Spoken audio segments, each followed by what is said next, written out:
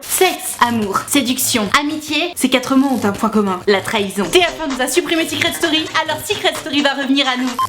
Salut YouTube, comment ça va? Bienvenue dans cet épisode numéro 2 de Sassanad. Je ne sais même pas si tu as aimé ce concept parce que aujourd'hui même où je tourne cette vidéo, le Sassanad sort ce soir. Donc voilà, c'est tout suspense, on attend, j'espère que ça va te plaire parce que sinon ça veut dire que je tourne une vidéo pour rien. En voyant cette merveilleuse introduction, j'espère que tu l'as compris. Cette vidéo comportera 4 questions. Une question de sexe, une question d'amour, une question de séduction et une question sur l'amitié. Pour ce faire, comme d'habitude, je vous ai demandé à toutes et à tous sur Instagram de me raconter vos histoires en me précisant d'abord de quoi il s'agissait. S'il s'agissait d'une question de sexe, d'amour, de séduction ou d'amitié, et bien sûr de terminer par le fameux hashtag Sassanad. Merci infiniment d'avoir été aussi nombreux à participer, j'espère que le concept en vaut la chandelle et qu'il te plaira. Et donc sans plus attendre, commençons. Et on démarre avec Gertrude qui a une question de séduction et non pas d'amour puisqu'ils ne sont pas encore en couple. Je te lis ça tout de suite. Salut Nad. Voilà, j'ai un ami avec lequel je m'entends très bien. On est très proches mais ça fait 5 ans que je le connais et il n'y a jamais eu rien d'ambigu entre nous. On en a parlé plusieurs fois sérieusement, il m'a dit que j'étais pas son style et pareil de mon côté. Bon, comme ça, c'est clair. On parle souvent d'amour sérieusement ou pour déconner, bref on est vraiment à l'aise l'un avec l'autre, il sait tout de moi et je sais beaucoup de trucs sur lui. Bref c'est ton bestac quoi. Sauf que, il y a quelques semaines, on a fêté mon anniversaire lors d'une soirée et on a dormi ensemble. Entre parenthèses, ce n'est pas la première fois, mais cette fois-ci, par rapport aux autres, il y a eu câlin et bisous. D'accord, donc toi tu pécho le mec avec qui t'as jamais eu d'ambiguïté le soir de ton anniversaire. T'as quand même fait de son mec qui n'était pas ton style le winner de la soirée, j'ai envie de te dire, parce que t'étais un peu la queen de cette soirée-là. J'étais bourrée mais pas lui. Ouais, bon, ok, normal, c'était ton anniversaire. Et je l'ai pas revu ensuite, en revanche, on s'est parlé par message normal. Du coup, ma question, et on y arrive, est-ce que ça veut dire qu'il y a au final ambiguïté entre nous, entre parenthèses, et est-ce que ça peut aller plus loin? Ou est-ce que c'était juste comme ça? J'ai 20 ans et lui en a 19, merci pour tout ce que tu fais, ne change pas, hashtag Sassanad. Donc là comme ça tout de suite, moi je te dirais bah écoute, ça ne dépend que de toi, sauf que j'ai l'update, donc je le sais, t'as envie de le savoir. Donc je te lis ça tout de suite. Update, ce week-end on s'est vu et j'ai dormi chez lui, mais pas dans la même chambre, il m'a proposé de dormir ailleurs. Ça par contre j'ai envie de te dire c'est plutôt mauvais signe. Et il me lançait des petites phrases du genre t'as vu, je me suis fait beau pour toi. Non je rigole.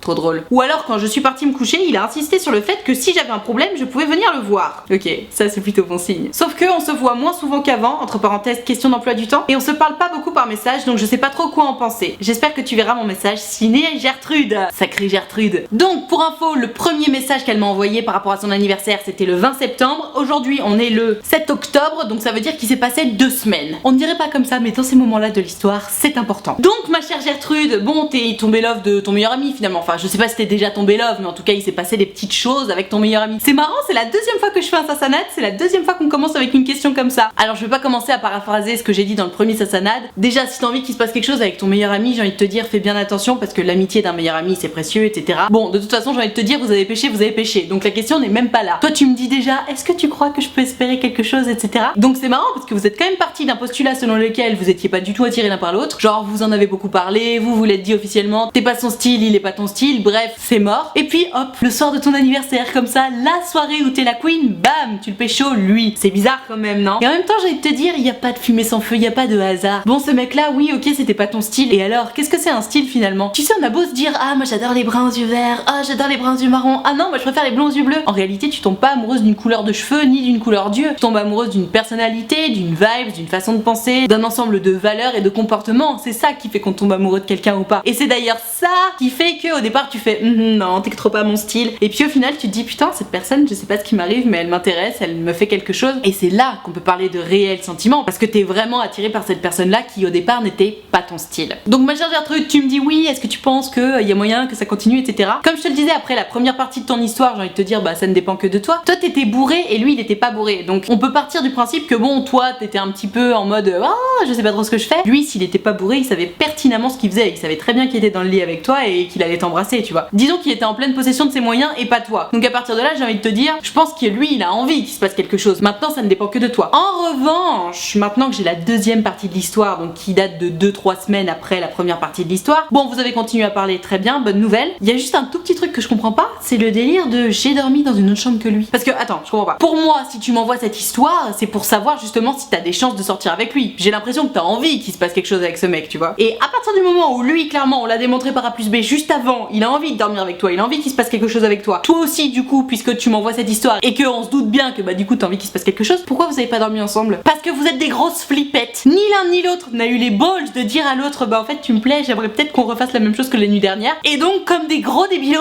vous êtes retrouvés chacun dans une chambre différente. Lui il a juste voulu faire le gentleman, Gertrude. T'es bête ou quoi? Il savait très bien que le premier soir t'étais bourré et pas lui. Il savait très bien que lui il était en pleine possession de ses moyens et pas toi. Donc si il t'a dit tu peux dormir ailleurs si tu veux, qu'est-ce qu'il faisait là? Il faisait juste le gentleman, il voulait juste te faire sentir que c'était à toi de choisir et que tu devais le faire maintenant. Bon alors c'est vrai que c'est peut-être pas glamour comme choix à faire et il est pas très malin non plus. En soi il aurait mieux valu ne pas laisser le choix entre guillemets. Mais Gertrude, t'as loupé le coche là. À partir du moment où ton Alphonse il te propose de dormir avec lui, tu dis oui. Il t'a pas proposé mais il t'a laissé le choix quoi. Tu pouvais dire ah bah non je préfère dormir avec toi quand même. Et là du coup en fait c'est comme si t'avais annulé la soirée de ton anniversaire. Donc c'est ballot. Mais bon, ne t'inquiète pas, Nadia est là, je vais te donner des petits conseils pour remettre la situation à flot. Comme je le dis toujours, en amour, en amitié, en n'importe quoi, la valeur la plus importante dans les rapports humains, c'est l'honnêteté. Que tu aimes quelqu'un, que tu le détestes ou autre, il faut toujours être clair avec les gens. Tout en restant poli bien sûr, mais il faut toujours rester clair. Ce mec là, t'as envie de sortir avec lui. Appelle-le, propose-lui d'aller boire un café et dis-lui, écoute, je suis trop désolée pour la dernière fois, j'ai pas du tout osé te dire que j'avais envie de dormir avec toi, j'ai pas du tout osé te dire que j'avais envie moi aussi qu'il se passe quelque chose, tout simplement parce que j'avais peur du rejet, j'avais peur du râteau, parce que fais pas genre Gertrude, je sais très bien que t'avais peur de te prendre un râteau, même si t'avais juste 0% de chance d'en prendre un, t'avais quand même peur du râteau, donc tu t'es dit ok,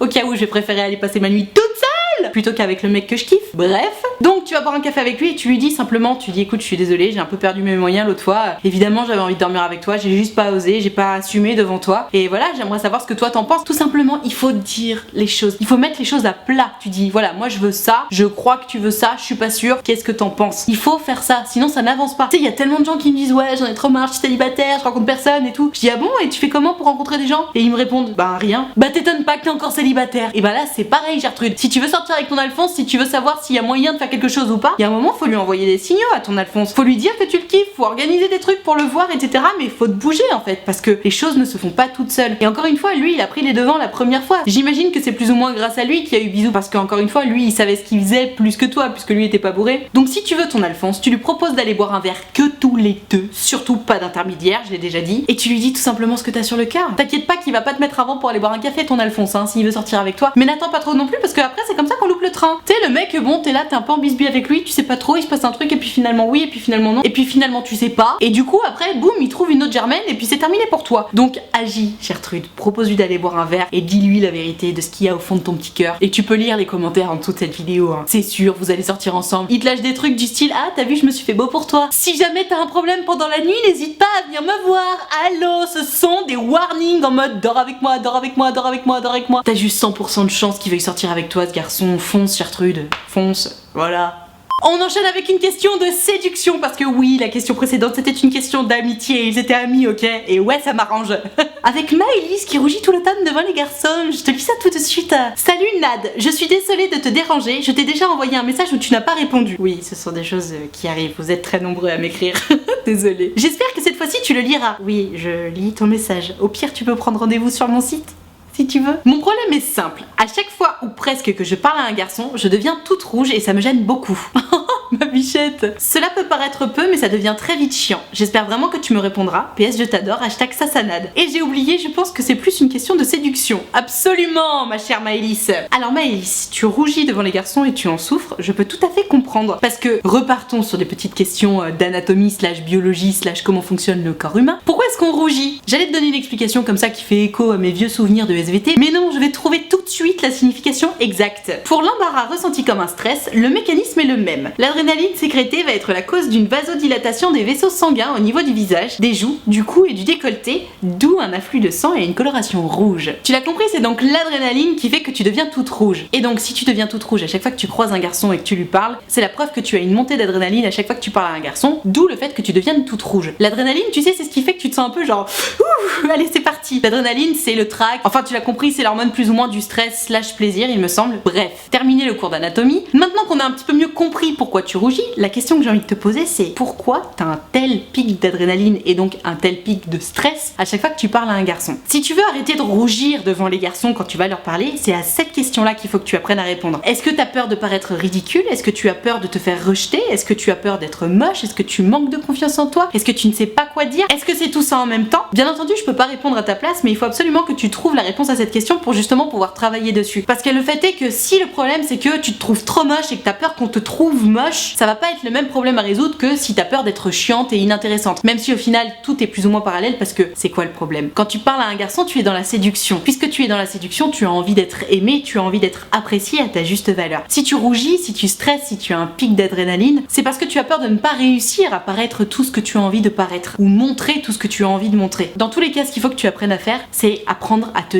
détendre par rapport aux garçons. Parce que déjà, c'est pas parce que tu parles à un mec, n'importe lequel, que tu es forcément dans la séduction. Bien entendu, je comprendrais que tu rougisses à chaque fois que tu parles à un mec qui te plaît, puisque oui, forcément, c'est en face de quelqu'un qui te plaît, que tu sois en couple ou pas, c'est toujours plaisant de sentir que tu plais à quelqu'un qui te plaît à toi. C'est une évidence. C'est une question d'ego, ça rebooste l'ego, ça fait du bien et y a rien de mal à ça. Maintenant, toi, Maëlys, tu m'expliques que tu rougis à chaque fois que tu parles à un garçon. Donc comme ça, sans te connaître, j'ai envie de penser que du coup, ça veut dire que t'as jamais eu aucune expérience avec aucun garçon. Parce que si c'était le cas, je me dis, tu serais pas stressée à ce point pour parler à n'importe quel garçon. Donc premier point, vraiment, apprends à te détendre par rapport aux mecs. On s'en fout de parler à des mecs. Les mecs, c'est juste des êtres humains comme les femmes, tu vois. Y a pas de raison de se stresser parce que tu parles à un garçon. Si tu te stresses à chaque fois que tu parles à un garçon, ça veut dire que t'as trop la dalle, t'as tellement la dalle que tu te dis, n'importe quel mec à qui je vais parler, il faut absolument que je le séduise au cas où je pourrais peut-être sortir avec lui. Non, arrête d'avoir la dalle comme ça ne sert à rien. Il faut savoir ce qu'on veut dans la vie, il faut faire des choix. Ça te permettra déjà d'arrêter de stresser avec tous ceux avec lesquels t'as de toute façon pas envie de sortir. Et puis en plus, ça te permettra d'être plus efficace. Comme ça, au moins, t'arrêteras de rougir avec tous les mecs à qui tu parles et tu pourras te concentrer sur un mec. Bon, maintenant, t'auras toujours le même problème, c'est-à-dire que tu rougiras quand tu iras parler à ces garçons-là. Écoute, tu sais quoi, j'ai envie de te dire. Que tu rougisses ou pas, ouais, ok, c'est chiant parce que ça se voit que tu stresses, mais plus tu vas accepter le fait que oui, tu rougis quand tu vas parler à un garçon, moins ça va t'arriver. Parce qu'en fait, t'as tellement peur de rougir maintenant que ça te met encore un pic de stress supplémentaire. Alors que si tu te dis, ouais, bon bah tant pis, je vais rougir. Je comprends, tu m'écris pour me demander comment on peut arrêter de rougir. Moi, je t'explique que si tu veux arrêter de rougir, il faut que tu apprennes à l'accepter. Parce que plus tu vas l'accepter, plus tu vas t'en foutre, moins tu vas stresser. En fait, le truc, c'est que tu stresses de stresser. Tu stresses qu'on voit ton stress. Et sauf que, étant donné que toi, ton stress, on le voit parce que tu te mets à rougir, et ben, tu rougis d'avoir peur de rougir. Tu vois ce que je veux dire? Donc, t'es dans un cercle vicieux. Apprends à t'accepter tel que tu es. Oui, tu rougis. C'est comme ça. Donc, détends-toi sur la peur de rougir parce que de toute façon, plus tu te détendras là-dessus, moins tu rougiras. Et détends-toi sur les garçons parce que chaque garçon à qui tu parles n'est pas une cible potentielle. Courage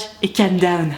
On enchaîne avec Léa qui a une question d'amour. Je te la fais courte parce qu'elle aussi m'a fait plusieurs updates. Ça c'est trop bien, quand vous me racontez vos histoires, n'hésitez pas à me raconter des petits messages et la suite de message en message, parce que quand je choisis ton histoire, bah du coup je regarde ce que tu m'as raconté avant et t'as fait un update pour tout le monde et on est tous trop contents. Bref, donc Léa m'expliquait en gros le 14 juillet qu'elle s'était séparée de son mec avec qui ils sont restés 4 mois, que en gros ils s'étaient un petit peu lassés l'un et l'autre, qu'avec les révisions du bac ils avaient plus trop pu se voir et puis bah finalement ils s'étaient éloignés. Bref, ils se sont séparés. Elle avait un peu le seum parce qu'elle trouvait que 4 mois c'était un peu court pour cette relation là et elle avait un goût inachevé. Fin août, elle me fait un update, elle me dit, il a insisté pour qu'on reste en bon terme, mais j'évite le contact le temps des vacances. De temps en temps, il répond à mes snaps et sur Insta, il a écrit en description, je sais que tu le feras pas, mais t'as qu'à m'appeler si je te manque. Oh, c'est trop mignon. Un ami en commun trouvait ça bizarre et il lui a demandé pourquoi c'était. Sauf que lui, il a juste dit qu'il aimait juste la phrase, ce qui m'énerve beaucoup.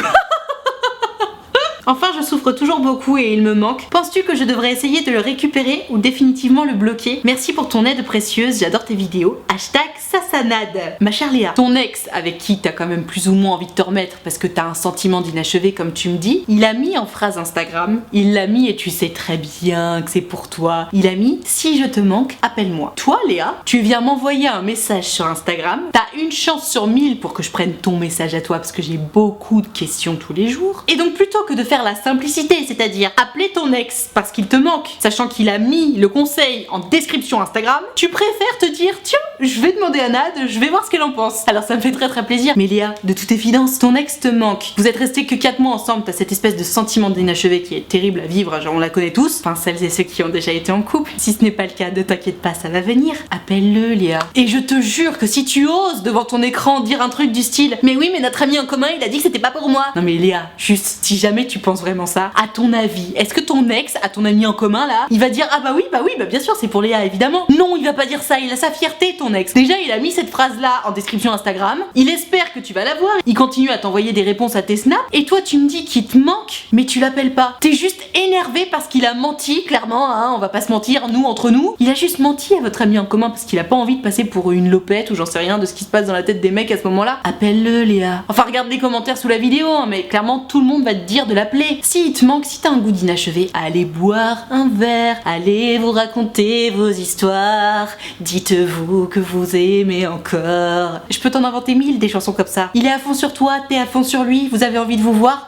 Voyez-vous, allô. En plus lui il t'écrit régulièrement, donc appelle-le, propose-lui d'aller boire un verre. Mais vraiment, tu l'appelles, tu dis coucou, bah voilà, j'ai suivi ta description Instagram. Et là il va te faire ah mais non mais j'aimais juste la phrase. Tu dis ah bon bah j'ai cru que c'était pour moi, c'était pas pour moi. Et là tu peux jouer avec lui, tu vois, comme ça tu gardes ta fierté. Tu peux faire un truc du style parce que si c'est pas pour moi je peux raccrocher. Et là il va te dire si c'était pour toi. Et ce à quoi tu réponds un truc du style ok, bah du coup on va peut-être aller boire un verre, je pense qu'on a des choses à se dire. Et bam, vous allez boire un verre. Hop là. Et puis vous vous remettrez ensemble s'il faut que vous remettiez ensemble. Je te promets pas que ça va durer 1 an, mais au moins vous pourrez achever cette histoire qui manifestement n'est pas achevée et de laquelle vous n'arrivez pas à vous sortir l'un et l'autre. Donc je croise les doigts pour toi, j'espère que ça va bien se passer. Et puis surtout n'hésite pas à venir me raconter la suite, je serais drôlement contente de la connaître. Et on termine avec la question sexe. C'est celle que tu attendais, je le sais. Avec Gertrude, bien entendu, anonymat oblige, qui me raconte son histoire. Pas commune, j'ai envie de te dire, c'est pas le genre d'histoire que je prends régulièrement, je te lis ça tout de suite. Salut Nad, j'ai un gros problème et j'espère que tu pourras m'aider. Eh bien je vais faire de mon mieux ma chère. Je sors avec mon copain depuis 6 mois. Nous sommes en terminale et il est plus mûr sexuellement que moi et je m'inquiète beaucoup parce que je pense être asexuelle. Voilà la définition d'asexuel au cas où tu ne la connaîtrais pas. L'asexualité dans son sens le plus large, c'est l'état d'une personne qui ne ressent pas d'attirance sexuelle pour une autre personne et ou pour elle-même. La sexualité a aussi été définie comme un désintérêt pour le sexe ou comme une absence d'orientation sexuelle. C'est la définition de Wikipédia, merci Wikipédia. On a fait quelques préliminaires et ça ne m'a jamais vraiment excitée. Entre parenthèses, je le faisais pour lui. Il ne me force pas, mais je sens bien qu'il en a envie et j'ai peur que si je lui dise, il s'en aille. Et ça, c'est toujours un très très mauvais point. Avoir peur de dire quelque chose, avoir peur de faire quelque chose, parce qu'on a peur que la personne s'en aille si elle apprend ou si elle sait ou si elle comprend quelque chose qu'on n'ose pas dire. Ça veut dire que t'es dans un cercle vicieux qui n'est pas bon du tout. On va y revenir. De plus, toute ma bande de potes a perdu sa virginité, elle n'arrête pas de me taquiner lourdement sur le fait que je n'ai encore rien fait. Sauf que j'ose pas leur dire parce que déjà j'ose pas me l'avouer à moi-même, encore moins à mon mec, car pour moi c'est vraiment une orientation sexuelle très handicapante et mal comprise. Que faire s'il te plaît Nad, aide-moi, #Sassanad. Aïe aïe aïe ma pauvre Gertrude. Alors déjà, je corrige juste ce que tu as dit à la fin de ton message. La sexualité est plus une non-orientation sexuelle qu'une orientation sexuelle. Juste petit point de vocabulaire. Donc tu m'expliques que t'es avec ton mec depuis 6 mois, qu'en gros t'as juste pas envie de lui, clairement, que t'es pas très attiré par l'idée d'avoir des relations sexuelles et que tu as peur finalement de le lui dire parce que t'as peur qu'il se barre. Gertrude, je vais te dire un truc. D'ailleurs je dis Gertrude depuis tout à l'heure, mais j'ai aucune idée de si t'es une Gertrude ou un Alphonse, donc je vais dire Gertrude, mais bon, anonymat oblige, je ne sais pas qui tu es. Gertrude, si tu sors avec ton mec depuis 6 mois et que tu n'as pas envie de faire l'amour avec ton mec, ce n'est pas en ne le lui disant pas que tu vas le garder près de toi, au contraire. Parce qu'en fait, qu'est-ce qui va se passer là? Toi tu dis pas clairement les choses, c'est-à-dire que bon, t'as pas très envie d'avoir une vie sexuelle ou des pratiques sexuelles avec ton mec, tu te forces un petit peu entre guillemets, c'est-à-dire que tu le fais pour lui. Alors je sais pas si on peut appeler ça forcer parce que tu le fais pour lui faire plaisir aussi, donc à partir du moment où ça vient du cœur, c'est cool quand même, mais bon, t'en as quand même pas foncièrement envie, donc c'est limite. Qu'est-ce qui va se passer si tu dis rien Gertrude? Tu vas continuer à jouer à ce petit jeu de ouais ok je fais des préliminaires pour te faire plaisir, admettons, tu vas peut-être même faire ta première fois avec ton Alphonse pour lui faire plaisir, mais franchement tu crois vraiment que tu vas pouvoir rester longtemps avec ton Alphonse comme ça? Imaginons d'ailleurs tu ne veux pas aller jusqu'à faire ta première fois avec lui parce que t'en as pas envie, et personne ne peut te blâmer si tu n'as pas envie de faire quoi que ce soit, tu n'as pas à te forcer à le faire non plus. Il va se passer quoi? Tu vas pas vouloir faire l'amour avec lui, donc lui il va se dire mais attends mais qu'est-ce qui se passe? Pourquoi tu veux pas faire l'amour avec moi? Tu m'aimes pas, je suis pas assez attirant, bref vous allez vous engueuler, et toi parce que t'auras pas voulu assumer devant lui, tu vas le perdre. Parce que oui, dans un couple on va pas se mentir, la vie sexuelle a une place importante, prépondérante même, et tu peux avoir des problèmes entre guillemets avec le sexe, ne pas avoir envie d'avoir une vie sexuelle ou des pratiques sexuelles, c'est ton choix, c'est ta vie, tu as le droit, mais si tu n'en parles pas, évidemment que tu vas perdre la personne avec qui tu es en couple. Parce que si tu n'en parles pas, la personne est face à un mur. Elle ne peut pas comprendre si tu ne le lui expliques pas. Les asexuels, c'est quand même pas la majeure partie des gens, et forcément, si tu expliques pas à ton mec ou à ta meuf que t'es asexuel, ton mec ou ta meuf va peut-être pas le deviner comme ça, d'autant plus que vous avez déjà fait des préliminaires, donc c'est pas évident, tu vois. Donc Gertrude, pour moi, la meilleure chose à faire vraiment, si tu veux garder ton mec, c'est de lui dire, écoute, je suis désolée, je me pose des questions sur moi-même, j'ai l'impression d'être limite asexuelle, tellement j'ai pas envie de sexe, je sais pas ce que c'est, je sais pas ce que j'ai. Déjà, parle-en avec lui. Ça ne peut que te faire du bien et éclaircir un petit peu tes pensées que d'en parler avec lui. Bon, j'avoue, pour moi la sexualité c'est vraiment un mystère. J'ai tellement de mal à concevoir que quelqu'un n'ait pas d'envie, de pulsion sexuelle. Je me dis c'est censé être quand même dans notre code génétique l'envie sexuelle, puisque c'est ce qui nous permet de nous reproduire. À partir du moment où t'as pas d'envie sexuelle, je me dis mais c'est pas possible, il y a une mutation dans ta tête, ou alors tu le bloques toi-même à cause de peur, à cause de stress, à cause de mauvaises expériences, je sais pas. Mais j'ai tellement de mal à comprendre les asexuels, j'essaie vraiment de te donner des conseils, mais si jamais je suis maladroite, surtout ne le prends pas au pied de la lettre, je fais de mon mieux pour essayer de trouver une façon de t'aider. Donc tu en parles surtout avec ton Alphonse, c'est très très important. Et toi peut-être essaie de te questionner. Comment c'est possible que ce garçon dont tu es amoureuse, tu ne sois pas attirée physiquement par lui? T'aies pas envie de faire des calipettes avec lui? Pose-toi aussi la question de est-ce que tu serais pas plutôt attirée par les filles? Est-ce que tu serais pas plutôt attirée par un autre genre? J'en sais rien. Mais encore une fois, je t'invite à te poser ces questions-là parce que je te dis, étant donné que j'ai vraiment du mal à comprendre la sexualité, je me dis, bah si t'as pas envie d'un mec, peut-être que c'est que tu vas avoir envie d'une fille. Donc pose-toi ces questions-là et de toute façon, si le fait est que t'as juste pas envie de ton mec et t'as pas envie d'autres filles non plus et t'as pas envie d'un autre genre non plus, et ben dans tous les cas, parle-en à Alphonse parce qu'il y a que lui qui va pouvoir te rassurer et te dire si malgré tout, il a quand même envie de rester en couple avec toi ou pas. Si ça se trouve, il va te dire ok, pas de problème, bah je t'aime toi et de toute façon, j'ai pas envie de faire l'amour avec qui que ce soit d'autre, donc bah je préfère rester en couple avec toi même si t'as pas envie de moi. Peut-être, tu vois, c'est possible. Peut-être qu'il va aussi te dire ok, pour l'instant je veux bien attendre mais dans 2 mois ça va me saouler. Peut-être, tu sais pas. Mais ce qui est sûr c'est que même si je comprends ta peur et la difficulté de dire à ton mec je crois que je suis asexuel et donc je crois que ce dont tu as drôlement envie je vais pas pouvoir te le donner, c'est difficile. Mais en même temps tu lui dois la vérité à ton mec, tu lui dois l'honnêteté et même si toi tu es encore en réflexion là-dessus, si t'es pas sûr d'être asexuel ou quoi que ce soit, déjà t'es pas sûr que ça va durer toute ta vie, peut-être que pour l'instant tu peux te définir comme asexuel et puis dans quelques mois, même peut-être dans quelques semaines ou peut-être dans quelques années ou peut-être jamais, ça changera, peut-être que ça évoluera, peut-être que tu deviendras hétéro ou bi ou autre. Mais ce qui est sûr c'est qu'il faut pas que tu te mettes la pression. Pour moi vraiment la pression c'est anti-sexe. Tu ne peux pas réussir à avoir une vie sexuelle, j'allais te dire épanouie, mais dans ton cas du coup s'il y a même pas de vie sexuelle du tout, donc pour moi si tu te mets la pression, tu ne peux pas avoir une vie sexuelle, tu peux pas avoir de désir sexuel, d'autant qu'en plus chez toi il est déjà très amoindri. Donc détends-toi, parle-en avec ton Alphonse, fais en sorte d'être sûr que lui il te fout pas la pression et qu'il est pas sur les starting blocks. Et puis j'ai envie de te dire de toute façon, s'il te comprend pas, ça voudra dire que c'était pas la bonne personne pour toi. Tu sais, il y a des gens très bien qu'on rencontre au mauvais moment, et ben s'il est pas prêt à accepter ça chez toi, et ben c'est juste que tu l'auras rencontré au mauvais moment. Toi actuellement t'as besoin de quelqu'un qui comprenne que bah pour l'instant t'as pas d'envie sexuelle et c'est tout, c'est comme ça. Tu n'as pas à modifier qui tu es parce que tu ne le choisis pas. Les envies sexuelles ça vient de là, tu le décides pas en fait. Soit t'as envie, soit t'as pas envie. Si pour l'instant t'as pas d'envie sexuelle, si pour l'instant tu te définis comme asexuel, c'est ton choix et pas ton choix en même temps en fait. Ça vient de ton corps. Donc détends-toi et ne te culpabilise pas par rapport à ça. Tu es comme ça, c'est tout. Peut-être que ça changera, peut-être que ça changera pas. Mais ce qui est sûr c'est que toi tu as besoin d'être en couple si tu as envie d'être en couple avec une personne qui te correspond. Et la personne qui te correspondra, c'est la personne qui t'acceptera tel que tu es et qui n'ira pas te forcer ou te foutre la pression pour avoir une vie sexuelle alors que tu n'en as pas envie. Courage.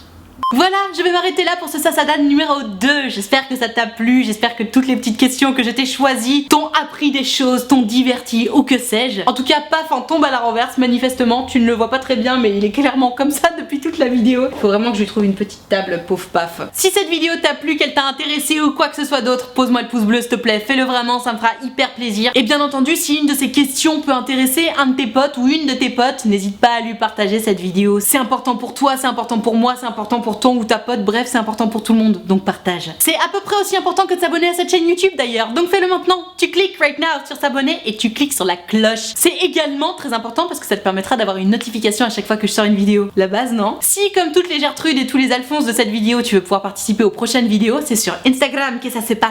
Donc tu n'as qu'à venir me suivre, tu verras je fais toujours des stories dans lesquelles je précise quelle vidéo je suis en train de préparer, d'où l'intérêt de bien regarder mes stories parce que c'est à ce moment-là précisément qu'il faut m'envoyer soit un message privé, soit une question dans la boîte à questions pour que je fasse ma vidéo avec ta question ou ton histoire. Donc je t'attends dès à présent sur Instagram. Je profite de la fin de cette vidéo pour te rappeler que mon site utilefutile.fr est ouvert. J'y ai créé une plateforme sur laquelle tu peux prendre rendez-vous avec moi pour me raconter ton histoire d'amour à l'écrit, au téléphone, en visio ou même en vrai. Ça permet à tous celles et ceux qui sont très pressés d'avoir mon avis sur leurs questions de pouvoir passer avant tout le monde puisque comme ça tu prends rendez-vous. Il y a les plages horaires qui sont disponibles sur le site. Je te laisse checker les tarifs et les modalités mais sans vouloir me la péter, ce site est plutôt pas mal fait. Je te rappelle également également que l'option de souscription payante à ma chaîne YouTube est activée, ce sont les abonnés de diamant. Il n'y a bien entendu aucune obligation, mais si jamais, c'est 5 € par mois. On a un groupe Facebook dans lequel on discute tous ensemble. Avant chaque vidéo, je fais un live Facebook exclusif pour les abonnés de diamant, juste avant le live Insta. Dès qu'ils ont un petit problème, ils viennent m'en parler directement par message privé parce qu'on est tous amis sur Facebook. Bref, tu l'as compris, c'est très sympa, il y a une très bonne ambiance sur le groupe et surtout ils sont tous très bienveillants. Tout ceci étant dit, merci infiniment d'avoir suivi cette vidéo en entier et moi en attendant la prochaine vidéo, je te fais des très gros bisous. Ciao.